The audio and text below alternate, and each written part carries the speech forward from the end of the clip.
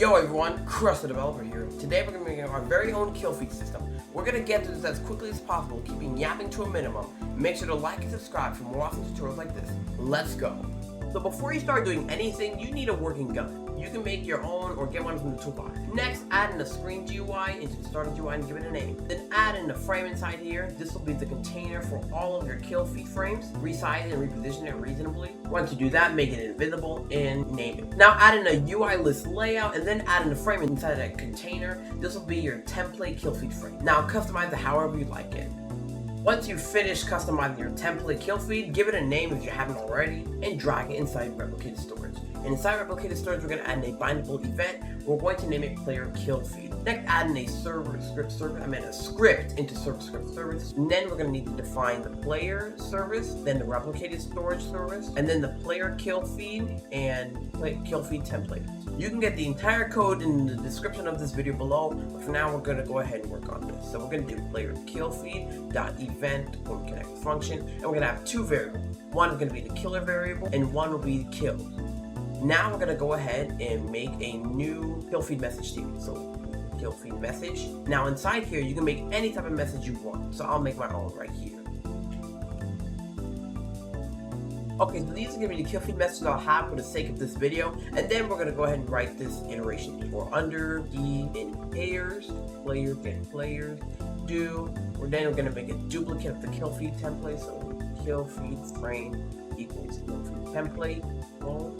Now to clone it, we're going to go ahead and add in our messages inside here. So do as I do. There. Now make sure you add it. Make sure you actually change this stuff into the actual directory of your kill feed text label. And then all we need to do is add in this kill feed frame to every single player's kill feed UI. So p.player GUI, wait for child, kill feed GUI, and then put it in the container like that. Then we're going to make a wait path for 5 seconds, and then we can go ahead and destroy this kill feed. 90% of our work is done. So inside here, you're going to try to look for what makes a player get damage. You can use the find all or replace all thing to help you. As you can see, I already searched for something, and there you go. It pops up right here. Now, we need to check to make sure if the target's human health is greater than 0, so we can prevent multiple or duplicate kill feeds. So we're going to do that before they take damage, and if it is greater than 0, then we're going to allow them to take damage. And then we're going to check if that target's health is less than or equal to 0. And then after that, we're going to go ahead and refer to the kill feed bindable event. Then we're going to call the fire function, which basically fires the information to whoever is listening on this bindable event according to this code. So the dealer is basically the killer, so dealer.character, and then target.parent. After this, you should have a working, completely fully functional kill feed system. Now we're going to need some NPCs to test this. So I'll go ahead and get a furry from the toolbox. Don't question this, by the way. And I'm going to give it a beautiful name. There. Now we can add this pistol into our starter pack, and we can now test our new kill feed system.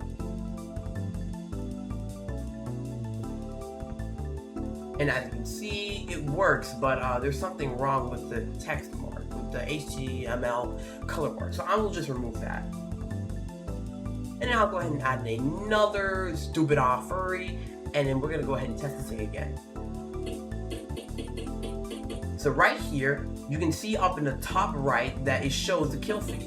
I can shoot any furry right here, and look, this person is dead and apparently doesn't show it on here. So this concludes the tutorial on making your own kill feed system. I hope you enjoyed it, and if you did, please make sure to like the video and subscribe, and share this with other developers as well so they can make their own as well. I'm Crust the Developer, and I hope you have an amazing day.